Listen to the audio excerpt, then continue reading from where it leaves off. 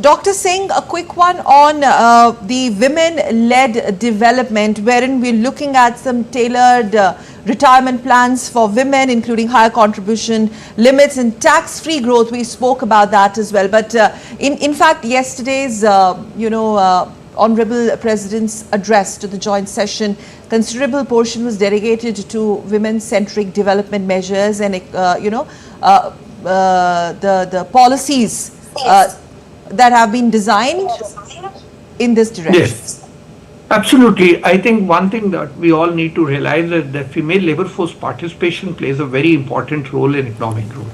There are studies published from the IMF and the World Bank which show that if women labor force participation improves, you can add easily 25% to your growth rate.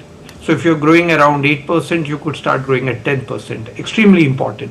In the President's address also, she mentioned about the self-help groups and 1.5 crore Lakhpati Didis and Yes, the drone Didis. drone Didi, yes. Right? Drone Didis. On the startups, if you look, we have 1.5 lakh startups in the country, and I think that's very, very positive.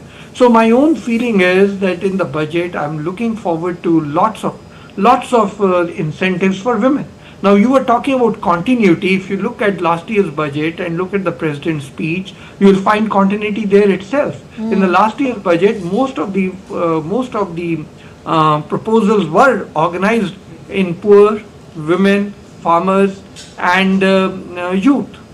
So, in the President's address, exactly the middle class has been added, Yes. but that continuity continues to be there. So this government, if you look at even another area, which is capital expenditure, right from the time of COVID, they have been adding into the capital expenditure, which started yielding results in multiplier effect of growth. And the highest growth rate that we achieved today is not suddenly because of yesterday. It's because for the last 5 years, there's been consistent investment in capital expenditure. So the faith and trust which the private sector is now deriving from government policies is mainly because of the consistency in their policy. So there's a continuity which is coming through and through. In this very continuity, women empowerment has also played a very significant role.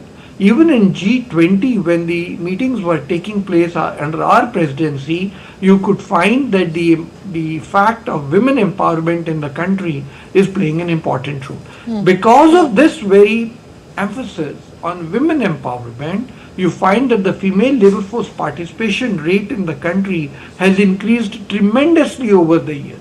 Also, women participating in all sort of activities, CEOs of companies, Okay. and also much more employment, as well as talk of reservation of seats in the parliament. So Yes. women empowerment is taking place through various social and economic incentives, economic considerations which the government is thinking. The political support which the government is providing, specifically in terms of seats reservation in parliament and their quota, I think that also is contributing to the female labor force participation and their empowerment.